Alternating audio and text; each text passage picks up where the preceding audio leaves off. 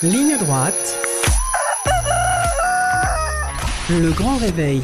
Bonjour Stéphane Ravier. Bonjour Maude. Je rappelle à nos auditeurs que vous êtes sénateur des Bouches-du-Rhône et conseiller municipal de Marseille, président de Marseille d'abord. Comment ça va ? Comme un matin. Bon, ça va bien, merci. Bon, Stéphane Ravier, alors aujourd'hui, on en parlait, c'était le thème du décryptage de Maïlis. Nous commémorons, d'une certaine manière, j'aime pas beaucoup ce mot, mais les 4 ans de la décapitation de Samuel Paty. Depuis, beaucoup de professeurs ont été menacés, agressés, certains tués, comme Dominique Bernard il y a 2 ans. On ne peut pas parler uniquement de laïcité, ça va bien au-delà. Est-ce que, Stéphane Ravier, on a progressé sur ce sujet ou toujours pas à l'école ? Liberté, égalité, fraternité, commémoration. Ça va bientôt faire partie de notre triptyque. Du coup, ça ne sera plus un triptyque. Nous sommes le pays de la commémoration. Est-ce qu'on a progressé ? On a progressé dans l'indiscipline. J'entendais parler d'indiscipline, mais on n'est plus dans l'indiscipline, on est dans le rejet. Pas seulement de la République, mais on est dans le rejet du modèle français, quoi. Ça, c'est une évidence. On se rappelle le point de départ médiatique, en tout cas l'emballement médiatique de 1989, avec ces collégiennes qui étaient voilées, ces 3 collégiennes de Creil. Donc si on part de cette date-là, vous voyez à quel point ça s'est dégradé. Et à l'époque, quand on se rappelle, ça a été rediffusé d'ailleurs, les déclarations des pouvoirs publics, notamment de la gauche, il ne fallait pas stigmatiser, il fallait quand même être tolérant.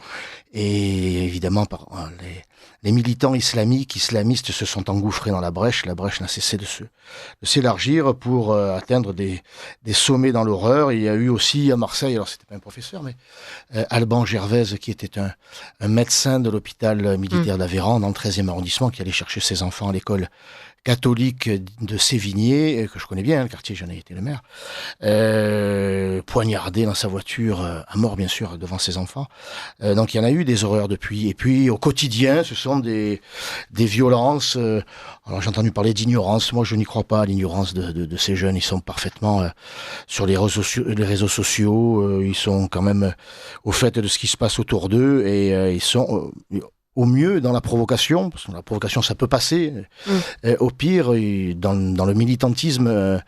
Donc on a cessé, la situation n'a cessé de se dégrader parce que les pouvoirs publics n'ont cessé de reculer, d'essayer de discuter, d'organiser des minutes de silence, d'organiser des tables rondes. On va vous expliquer, on va faire des cours sur la laïcité. Or, avec ces gens-là, eh bien, il n'y a qu'un seul moyen de les faire taire, c'est la trique. C'est la trique, d'une manière ou d'une autre. C'est une image, on va pas évidemment être violent avec des enfants. Mais la vérité, c'est qu'il ne faut absolument plus rien tolérer et qu'il faut une sanction immédiate, exclusion de l'établissement, voire expulsion de la famille si elle est évidemment étrangère. Voilà, il faut montrer que la France, pas seulement la République, la France a décidé de reconquérir son territoire.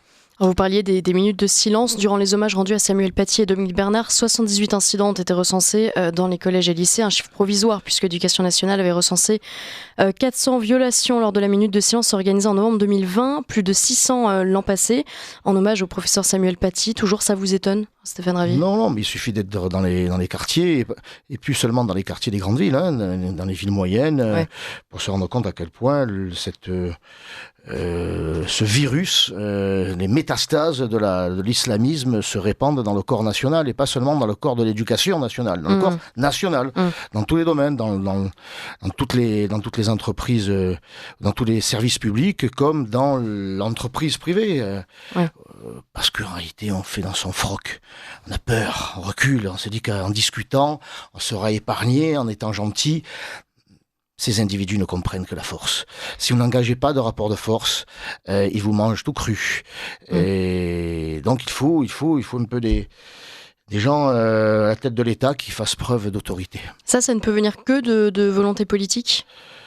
Volonté politique, et puis il faut quand même que les Français prennent conscience, les chefs d'entreprise, les chefs d'établissement, il faut qu'ils en finissent avec cet angélisme, ce vivre ensemble. Ils ne veulent pas vivre avec nous. Ouais, mais justement, on fait comment pour convaincre s'entêter. On fait comment pour convaincre les Français, Stéphane Ravier? Parce que vous justement, vous aidez à ce qu'il y ait cette prise de conscience. Mais il y a eu des morts, il y a eu Lola, il y a eu Philippine, il y a eu des tas d'autres noms qu'on peut citer. Il y a eu des chocs nationaux quand même, des mobilisations, même si elles n'étaient pas extrêmement fortes. En tout cas, une énorme émotion. Et finalement, on a le sentiment que rien ne change, ça percute pas. Alors, ça percute un peu mieux, chaque année un peu mieux dans les urnes, parce que les Français sont, républicains attachés aux institutions, et ils savent très bien que s'ils se faisaient justice eux-mêmes, l'État serait impitoyable, et ils font donc encore confiance aux institutions. Ça passe par le vote, par les élections. Ils espèrent qu'avec un changement à la tête de l'État, il y aura un changement de politique. Moi, je veux y croire. Je suis là, je fais ça depuis quelques années. Je reste un éternel optimiste. Mais ça ne va pas assez vite. Alors, il y a évidemment le système électoral qui fait qu'on empêche au second tour une confirmation de la victoire du premier tour. Mais moi, je les invite à se mobiliser davantage et à ne plus reculer, à faire bloc dans l'éducation nationale avec leurs professeurs, leurs enfants, leurs professeurs, les chefs d'établissement, que l'on en finisse avec le chacun pour soi, de regarder ailleurs. Il faut une mobilisation sur le terrain, non violente, je le précise. Bien sûr. Ça va, j'ai déjà une collection de convocations au tribunal, je m'en bats. Là encore mais il faut... Là encore, vous avez des... Qu'est-ce que j'ai encore? J'ai SOS Méditerranée en appel, oui. Ah. Au mois de février. D'accord. Donc il ne faut pas il faut que les Français cessent de regarder ailleurs, que tant que c'est pas moi, enfin tant que c'est pas à côté de chez moi, tant que c'est la rue d'à côté, j'allais dire leur tour viendra. Philippine, ça aurait pu être leur fille, ça aurait pu être la mienne, ça pourrait être la mienne demain. C'est pour ça que moi j'ai participé. Je crois que j'étais le seul parlementaire, le seul parlementaire. Vous étiez le seul pour l'hommage à Philippine. Quand on ne donne pas l'exemple en haut, quand les élus ne donnent pas l'exemple, ça donne pas envie à Monsieur X et Madame Y de se mobiliser.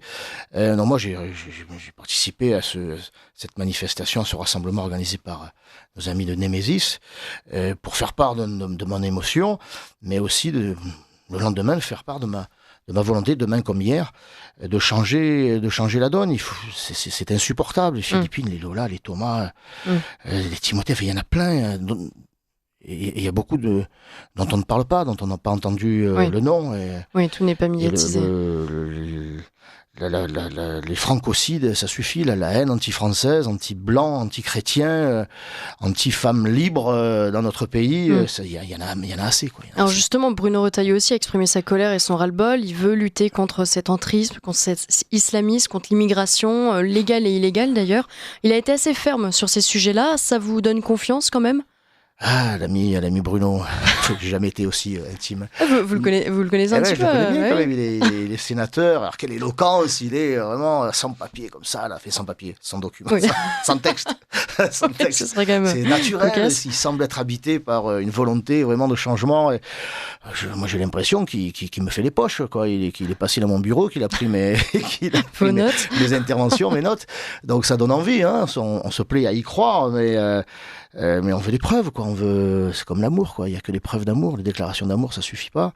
Alors on sent qu'il est conscient de la situation et il n'hésite pas à en donner des exemples que ses prédécesseurs se gardaient bien d'exposer. Donc il a déjà un discours de vérité. C'est bien, la vérité nous rendra libres d'agir, j'espère. Ouais. Voilà. Hier, Stéphane Ravier, ça faisait également 2 ans que Lola, à 12 ans, avait été massacrée par Dabia Ben-Kired, dont l'obligation de quitter le territoire français n'avait évidemment pas été appliquée, comme ce fut le cas pour le meurtrier de Philippine, entre autres. Mais aujourd'hui, les familles de victimes parlent et dénoncent cette inaction politique, dénoncent la responsabilité de l'État avec leurs mots. Aujourd'hui, un professeur peut mourir dans un établissement, une jeune fille de 12 ans peut être tuée à quelques pas de chez elle, une jeune femme de 19 ans peut être violée et assassinée à la pause déj au Bois de Boulogne. La parole de cette famille, elle compte, Stéphane Ravier, elle est indispensable, voire décisive peut-être dans certaines responsabilités politiques. Mais ça fait, je pense que ça, c'est entendu déjà par les Français. Ça permet les victimes ne soient pas oubliées trop vite, parce que malheureusement une actualité abominable en chasse une autre, il ne faut évidemment pas oublier, et il faut continuer à rappeler que il y a un devoir de justice dans ce pays. Mais quel autre pays que la France accepte ça? Quel autre pays accepte autant d'ignominies commises non seulement par des étrangers, mais en situation irrégulière et avec un casier long comme le bras? Mais quel autre pays accepte ça? Il n'y a que nous, au nom des grands principes, au nom de la 25e deuxième chance, au nom d'un jugement on estime qu'il est déséquilibré, qu'il faut le soigner, mais qu'il aille se faire soigner ailleurs. Bon, voilà, donc oui, il faut qu'elle témoigne, mais il faut que les Français, quand même, encore une fois, les entendent, parce que ça pourrait être eux, et ça sera eux demain, parce que ça ne fait que se dégrader, c'est de plus en plus violent, de plus en plus barbare. J'ai écouté les infos, là, une jeune fille qui a failli encore se faire violer au bois de Boulogne, à l'endroit même, ou pas loin en tout cas. C'est dans les beaux quartiers maintenant, c'est dans les beaux quartiers. Avant, tant que c'était... il y avait peut-être une catégorie de Français qui se disaient être à l'abri ad vitam aeternam, et qui pensaient que ce qui se passait ailleurs était exagéré, ou qu'il fallait pas généraliser, qu'il fallait pas faire d'amalgame, il fallait prendre son petit cachet d'amalgame, 5 mg chaque matin. Bon, mais là, maintenant, je dis pas qu'il fallait ça, mais c'est malheureux d'en arriver là.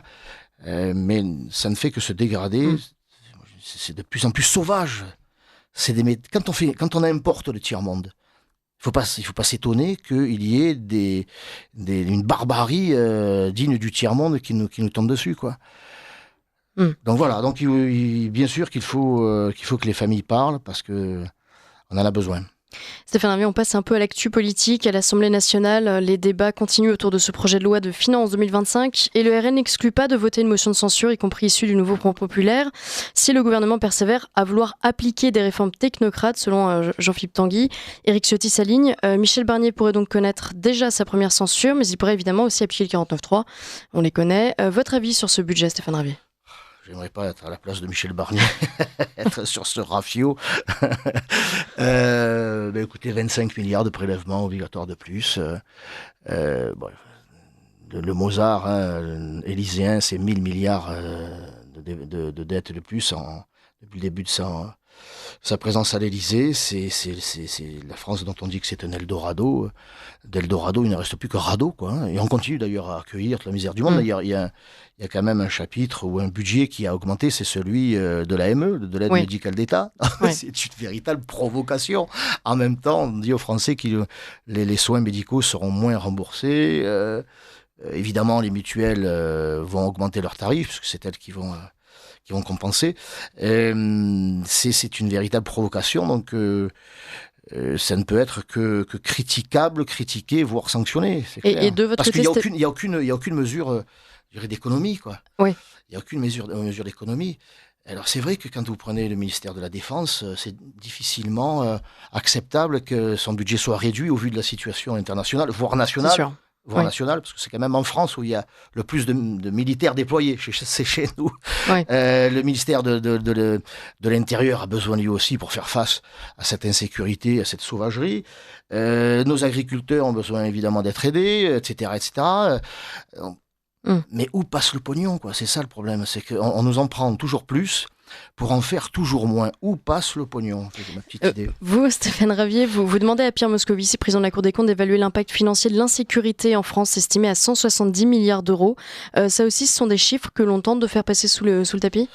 Il a fallu qu'un haut fonctionnaire écrive un bouquin là pour que l'on commence à évoquer la réalité de l'insécurité, parce qu'on nous parle toujours du coût de la sécurité, mais c'est le coût de l'insécurité, voilà, des économies que l'on pourrait faire, peut-être pas en quelques jours, mais si on s'y penche jamais, on ne pourra jamais en faire. Donc j'ai interrogé le Premier ministre la semaine dernière au Sénat. Bon, il m'a pas répondu. C'est son ministre chargé du budget qui m'a pas répondu. Il a mis 2 minutes pour ne pas me répondre. Non, moi j'ai simplement demandé est-ce que la Cour des comptes chaque année en fasse évalue le montant de du coût de l'insécurité pour qu'il puisse y avoir un débat au Parlement. suis respectueux des institutions et que le gouvernement se penche sur ce gisement d'économie. Donc oui, l'insécurité coûte 170 milliards à minima aux Français. Il serait temps que l'on s'y penche comme la fraude sociale et la fraude fiscale réunies, ça doit faire 100 milliards. La fraude migratoire, on tourne autour de 60 milliards. De l'argent à économiser, il y en a. Mais c'est beaucoup plus facile que d'augmenter les impôts. Donc on n'avait pas besoin de Madame Casse-Tête, on a Monsieur Barnier. Stéphane Ravier, les élections municipales 2026 arrivent à grands pas et Bruno Retailleau toujours veut lutter contre la constitution de listes communautaires et surtout de listes islamistes. Il pointe du doigt notamment les frères musulmans qui souhaitent faire interdire en France. On se demande d'ailleurs pourquoi ça n'a pas été fait avant. Stéphane Ravier, à Marseille, c'est déjà arrivé qu'il y ait des listes menées par des musulmans, des listes, non. Il y a eu des candidatures aux législatives, mais vous savez, à Marseille et malheureusement, comme dans de nombreuses villes en France, l'islamisation ou les tenants de l'islamisation n'ont pas besoin de faire des listes, ils ont déjà les idiots utiles. Ils ont déjà la gauche et la droite. Il y a l'islamo-gauchisme et il y a aussi l'islamo-droitisme à Marseille. L'un n'a rien à envier à l'autre. Alors ils ont là, ils ont localement, et pas seulement localement, mais pour évoquer les municipales, ils ont un personnel local, sinon acquis à leur cause, ils apportent des moyens en échange, bien sûr, d'un vote en leur faveur. Vous aussi, Stéphane Ravier, vous vous préparez pour 2026. Vous avez appelé à l'Union des droites pour reprendre la mairie de Marseille, mais vous n'êtes pas le seul sur la ligne de départ. En fait, vous avez même un concurrent qui lui aussi prend l'Union des droites, c'est Franck Alizio, député RN qui se positionne lui aussi pour les municipales. Comment vous abordez cette...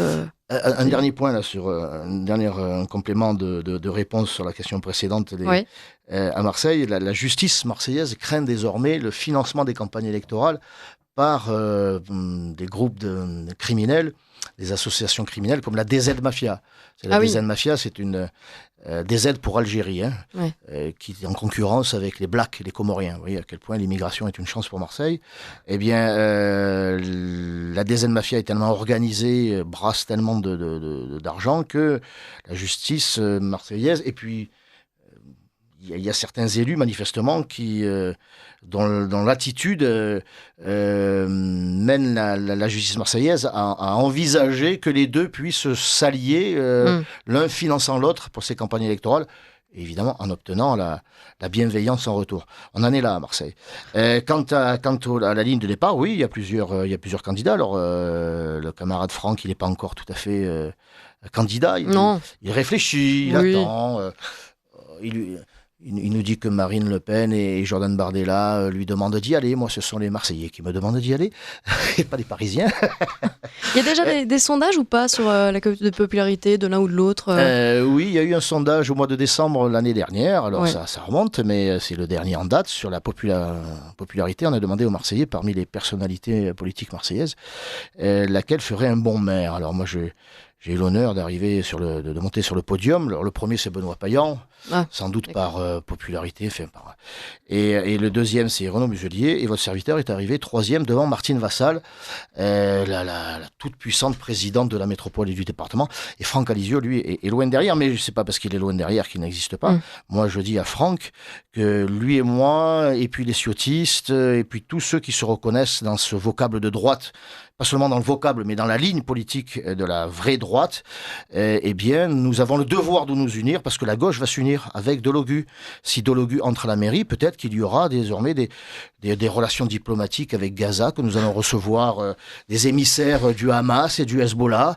Donc si on veut s'éviter ça, si on veut éviter à Marseille cette ignominie, cette flétrissure, il est temps de nous unir, plutôt que de nous chamailler. Merci beaucoup Stéphane Ravier. Merci. Je rappelle que vous êtes sénateur des Bouches-du-Rhône, conseiller municipal de Marseille, président de Marseille d'abord. On vous recevra certainement pour reparler des municipales. Eh bien, avec 2026 évidemment. Merci beaucoup Stéphane Ravier. Merci Maude.